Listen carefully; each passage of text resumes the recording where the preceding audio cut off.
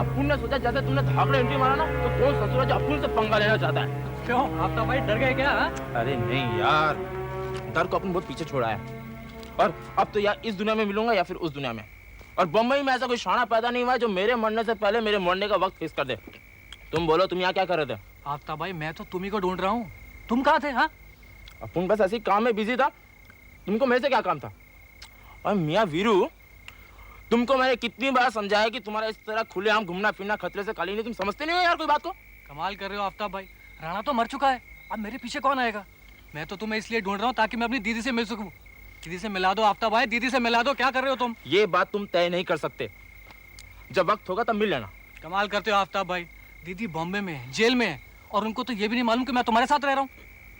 देखो मियाँ वीरू, ये सिर्फ अपुन को मालूम है कि कैसे खतरा उठा के अपुन ने तुमको बचाया था, और वो भी सिर्फ एक कंचन मैडम के खातिर। और जब तक कंचन मैडम नहीं चाहेगी ना, मैं उनसे नहीं मिलूंगा बस। तो आफ्ताब भाई मुझे तो जाने दो, हो सकता है वो तुम्हें कभी बुलाए नहीं, तो इसका मतलब तो ये हुआ कि मैं उनसे मिल ही नहीं सकता। क्या कमाल की बात करें आफ्ताब भाई आप तो। तुम धीरज क्यों नहीं रखते हो यार वीरू, तुम धीरज क्यों नहीं रखते हो? हमें तो ये भी नहीं मालूम कि कंचन मैडम पे केस क्या चल रहा है, और जब तक ये नहीं पता लग जाता वहां जाना बहुत खतरनाक है। ये तो कोई बात नहीं हुई ना।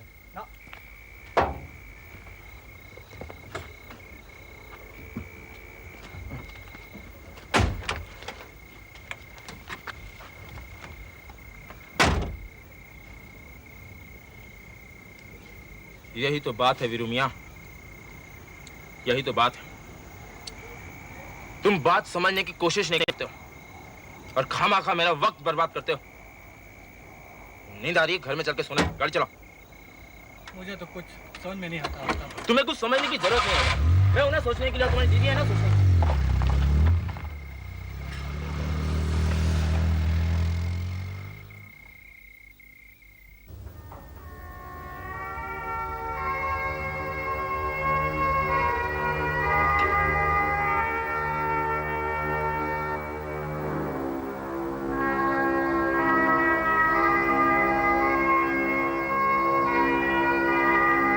क्या करूं मैं?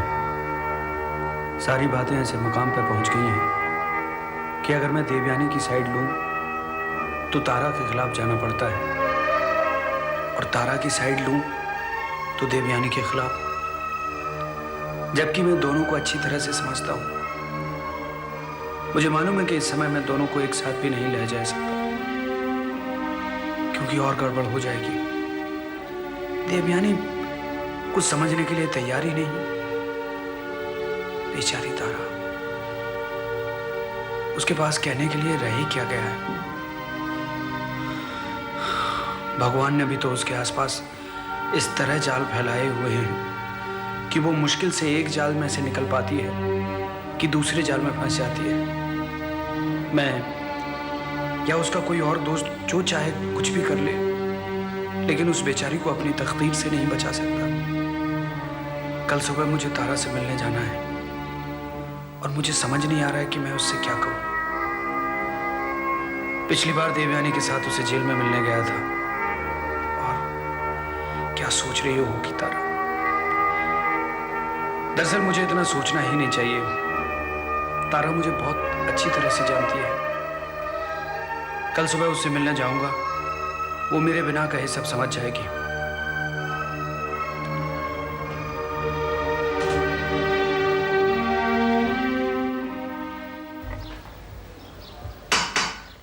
आपसे क्यों मिलना है?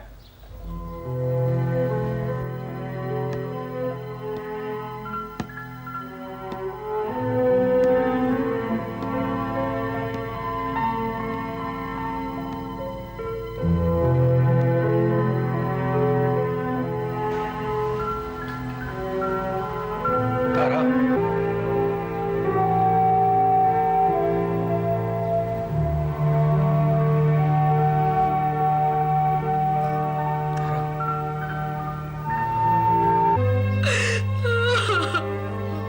क्या हो गया है तारा?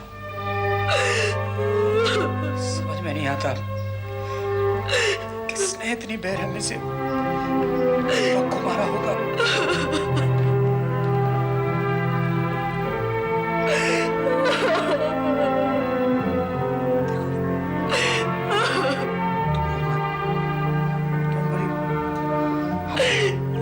हम उसे ढूंढ लेंगे। देखो तारा प्लीज, तुमने बहुत कुछ सहा है तुमने, है ना मेरे बच्चे?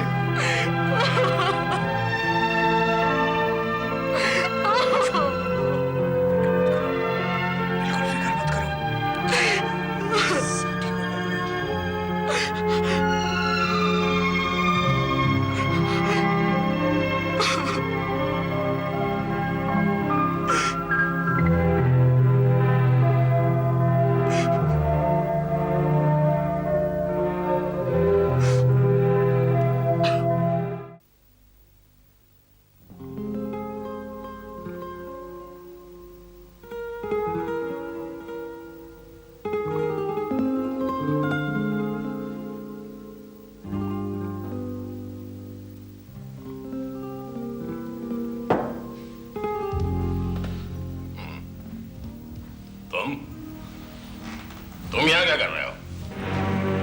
दूसरों को मारने वालों को खुद अपनी मौत नजर नहीं आती अशोक सहगल।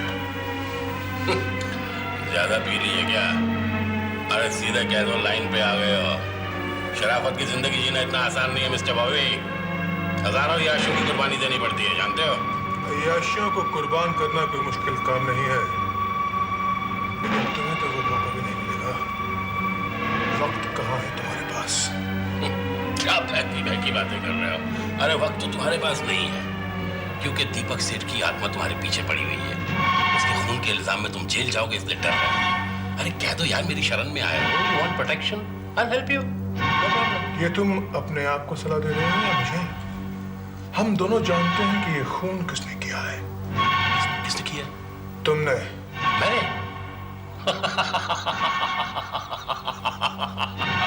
इसमें हंसने की क्या बात है? अरे हंसने की बात तो है। अभी तक मुझे लग रहा है तुम्हारा दिमाग थोड़ा सा खिसका हुआ है, लेकिन तुम तो सटिया गए हो। You become a fool, mister Bobby. Ashok Sehgal, अपना गुनाह कबूल कर लो, वरना तुम्हारे लिए बहुत बुरा होगा। मेरे लिए? तुम्हारे लिए? अरे बुरा तो तुम्हारे लिए होगा, क्योंकि दीपक सेठ के कत्ल के इल्जाम में तुम जेल जाओगे, ये तय है।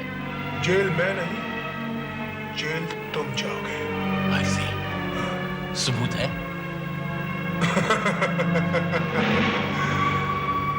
अगर मैं सबूत ढूंढने निकला तो तुम चौंक जाओगे अशोक सहगल।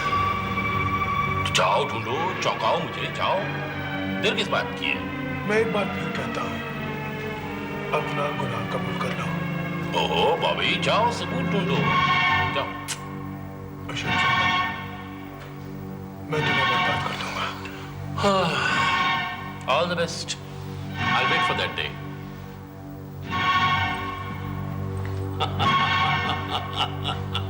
आपको बर्बाद करने चला है। बच्चे, कच्ची गोलियां हम भी नहीं खेले हैं। कांची, हर्षो, वो तुम लोग, मैं परेशान हो गई तुम्हारा इंतजार करते करते। ये क्या पेपर में पढ़ रही हूँ मैं? ये सब सच है। तारा, हमारी भी कुछ समझ में नहीं आ रहा। तारा वहां गई थी और दीपक, लेकिन ये कैसे हो सकता है? ये सब कैसे हो सकता है? तारा ऐसा कर नहीं सकती। वही तो बात है। पुलिस के मुताबिक तारा रंगे हाथों पकड़ी गई है, लेकिन तारा जब नर्सिंग होम में पहुंची उससे पहले दीपक सेठ मर चुके थे। जब तक तारा के असली कातिल का पता नहीं चल जाता, हम तारा को नहीं छुड़वा सकते। अरे कैसी बातें करते हो? क्यों नहीं छुड़वा सकते? तुम लोगों ने किसी लॉयर को कांटेक्ट किया? हाँ, लॉयर को तो कांटेक्ट किया था। तुम लोगों को मेरे पास आ जाना चाहिए था। मैं यहाँ परेशान बैठी हूँ और तुम लोगों ने मुझे बताया तक नहीं। बेचारी तारा को क्या हाल हो रहा होगा अभी? हाँ क्या? कुछ करने की बजाय तुम लोग हाथ पे हाथ धर के बैठ गए। कमाल है आरज़ू। कांची, समझ में ही नहीं आता कि हम लोग क्या करें, शुरू कहाँ से करें। जितना बेबस हम और शीना इस वक्त हैं, बतला नहीं सकते तुझे।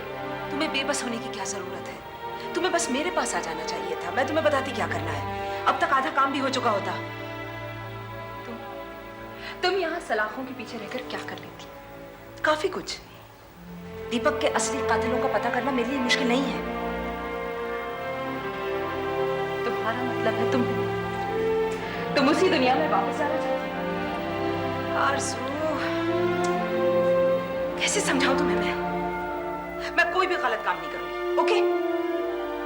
दीपक सेठ के कातिल उस दुनिया की मदद लेकर के जिसे हम सच्चा कहते हैं, सच्चाई को दफन कर सकते हैं, ये ठीक है। लेकिन मैं अगर अपनी दुनिया की मदद लेकर के सच्चाई को सामने खड़ा करूं, वो कैसे गलत हो सकता है? हाँ? तारा को मदद करना जरूरी है, that is important. And I promise you, मैं कोई गलत काम नहीं करूंगी। मेरे तो कुछ समझ में नहीं आ रहा, तुझे समझने की जरूरत नहीं है, तू सिर्फ मेरी बात मान। मैं तुझे एक नंबर बताती हूँ, याद रख लेना, 882991 882991। बाहर जाते ही लिख लेना, वहां फोन करना। वहां आफ्ताब नाम का एक आदमी मिलेगा तुझे। आफ्ताब से कहना मैं उससे मिलना चाह रही हूँ। उसके साथ टाइम फिक्स करके उसे अपने साथ लेकर के आना, समझ गई ना? अकेले बताने देना उसे अपने साथ लेकर आना, तू समझे? अच्छा, और हालांकि सैटरडे के अलावा तुम लोगों का आना अलाउड नहीं है, फिर भी किसी भी दिन, ट्यूसडे को छोड़, हाँ ट्यूसडे को मत आना, मगर बाकी किसी भी दिन 11 और 5 के बीच तुम लोग आ सकते हो। यहाँ एक जेलर है, इंस्पेक्टर दवे, उनकी ड्यूटी होती है इस वक्त। बाहर लोगों से कह देना कि मैं इंस्पेक्टर दवे से मिलना चाहती हूँ, बहाना कर देना, और इंस्पेक्टर दवे मुझसे मिलवा देंगे तुम्हें। कांची, तू जानती है ना तू क्या कह रही है? आरज़ू, मैं अपनी पुरानी जिंदगी छोड़ चुकी हूँ, लेकिन उन दिनों में मैंने बहुत सारे लोगों की मदद भी की थी। ये लोग मेरी रिस्पेक्ट करते हैं और मेरे लिए कुछ भी करने को तैयार हैं। इंस्पेक्टर दवे उन्हीं में से एक है। देख, हम कुछ गलत तो नहीं कर रहे हैं ना? इंस्पेक्टर दवे को तो खुद सच मालूम होगा। वो जानते हैं कि हमारे पास और कोई चारा नहीं है, वो समझ जाएंगे। लेकिन कांची, ये तारा की जिंदगी का सवाल है। बस तू मुझसे बहस मत कर, तू मेरी बात मान। और हाँ सुन, आफ्ताब को तू मेरे पास ले आएगी, ये बात किसी को पता नहीं चलनी चाहिए, समझी? ठीक है, लेकिन पहले तू मेरे सर की कसम खा कि तू उस आफ्ताब के साथ मिलके कोई गलत काम नहीं करेगी। इसकी जरूरत नहीं है आरज़ू, लेकिन ले, खा ये कसम। अच्छा बस, अब तू जल्दी से जा और आफ्ताब को मेरे पास ले आ। ठीक है। अच्छा, उसका नंबर 882991 था। ओके, संभालना तू। भगवान करे आरज़ू आफ्ताब के पास चली जाए। उसके उसूल हमेशा गलत वक्त पे आड़े आते हैं।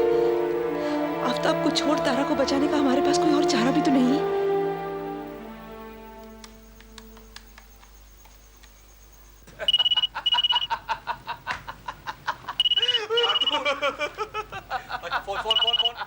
फोन।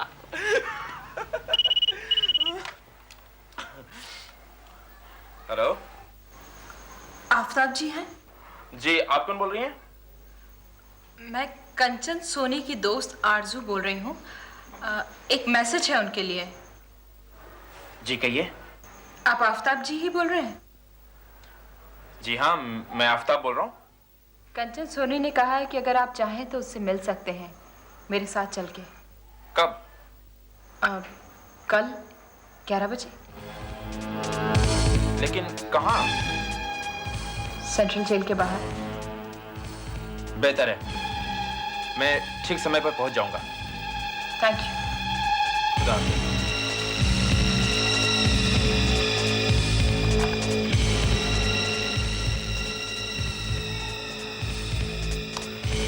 कुछ खास नहीं।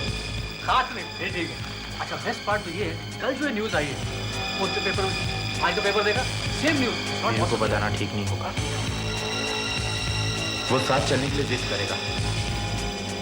हो सकता है कि मैडम ने सिर्फ मेरे जेल में जाकर उनसे मिलने का प्लान किया। कोई जरूरी काम होगा कि उन्होंने सिर्फ मुझे ऐसे बुलाया। हीरू के बारे में उनसे सब कुछ बता दूंगा, तो उसके बाद वो उनसे मिल सकता है। कल सिर्फ मैं जाऊंगा। मैं ये बड़े साहब को देकर आऊँ। इंस्पेक्टर दवे, या मैं आरज़ू हूँ, ये आफ्ताब। कंचन ने आपको? जी हाँ, मेरी उनसे बात हो चुकी है। आप you can go. Thank you so much.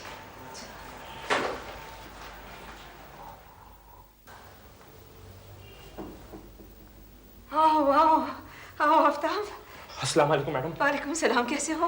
आप कैसी हैं? बस ठीक ही हूँ। मुझे तो डर था कि तुम शायद यहाँ आओगे नहीं। आपके लिए एक बहुत अच्छी खबर है। वीरू तुम्हारे पास है? हाँ, मगर आपको कैसे मालूम? जब वीरू से अलग हुई थी लगा था अगर वो जिंदा रहा तुम्हारे ही पास पहुंचेगा। हमारा कोई और बचा भी तो नहीं। और वैसे भी दिल मानने को तैयार नहीं था कि उससे कुछ हो गया हो। कैसा है वो? ठीक है, आप कहें तो उससे आज ही मिलवा दूं। मेरे पीछे पड़ा हुआ है और मुझे तो मालूम भी था कि आप कहाँ पर हैं। अभी नहीं, फिर कभी मिल लूंगी उसे। आज मैंने तुम्हें किसी काम से बुलाया है। कहिए। तुमने शायद सुना होगा, हाल ही में सेठ चेन ऑफ होटल्स के मालिक दीपक सेठ का कत्ल हो गया है। मेरी एक बहुत ही अजीज दोस्त तारा इस केस में फंस गई है। उसने कत्ल नहीं किया है। 1-2 दिन में उसे हम लोग बेल पे बाहर निकाल ही लेंगे, लेकिन उसे बचाने का सिर्फ एक तरीका है हमारे पास, असली कातिल को सामने लाना। हम चाहते हैं कि तुम इस मामले में हमारी मदद करो। आफ्ताब, तुम्हारे बिना मेरा कोई और है नहीं, और मेरे बिना मेरी दोस्तों के पास कोई नहीं है। तुम कातिल का पता लगा सकोगे ना? क्यों नहीं, 4-5 दिन में पता लगा लूंगा। और सुनो आफ्ताब, अगर रास्ते में कोई भी आए तो कंचन, ये तुम क्या कह रही है?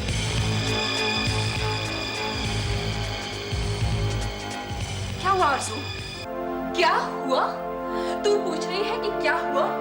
एक ऐसा आदमी जिसे हम जानते भी नहीं, उसके लिए तुम कह रहे हो कि इस मामले में दखल दे। और ऊपर से तुम मुझसे कह रही थी कि रास्ते में कोई भी चीज आए तो उसे क्या? ऑब्वियसली तुम्हारा मतलब यही था कि अगर कोई चीज आए तो उसे हटा दो। क्या? पागल हो गई है क्या तू? मैं ऐसा कहूंगी यहाँ? हर्षु, मेरे कहने का मतलब सिर्फ इतना था कि अगर कोई रास्ते में आए तो तुम उसकी फिक्र मत करो। काजी, मुझे कहीं कुछ गड़बड़ लग रही है। वैसे भी वक्त हमारा खराब है, कहीं कुछ और बुरा ना हो जाए। ये आफ्ताब नाम का आदमी मुझे सही नहीं लगता। इस पे भरोसा नहीं किया जा सकता है। हम लोग कानून की मदद क्यों नहीं लेते? वैसे भी अगर कानूनी तौर से देखा जाए तो तारा बरी हो जाएगी। इस आफ्ताब नाम के आदमी से कहो कि ये हमारी मदद ना करे। आरज़ू, कोई गड़बड़ नहीं होगी। तुझे आफ्ताब पर यकीन नहीं है ना, लेकिन मुझ पर तो भरोसा है। इस मामले में तुम लोग मेरे साथ हो। मैं ऐसा कोई काम नहीं करूंगी जिसमें तुम्हें प्रॉब्लम हो। फिक्र मत कर तू। कांची, मुझे उस आफ्ताब को यहाँ बुलाना ही नहीं चाहिए था। पता नहीं मुझे ऐसा क्यों लग रहा है कि हम बहुत बड़ी मुसीबत में फंसने वाले हैं।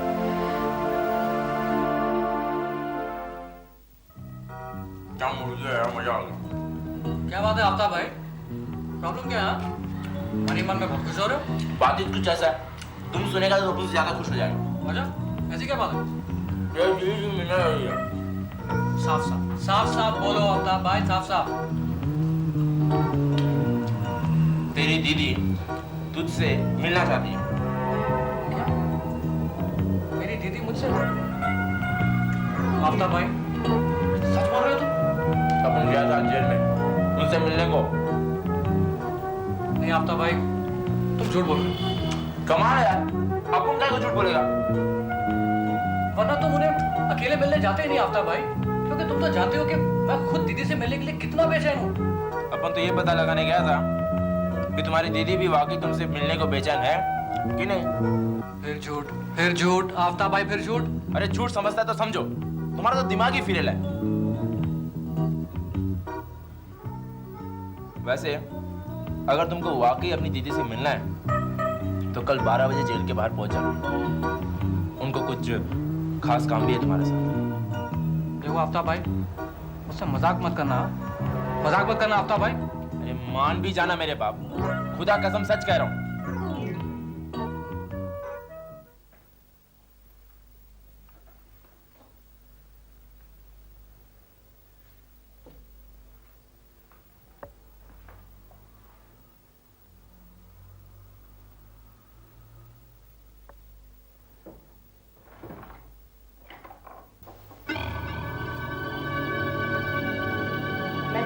छोड़ोगी, तारा सहना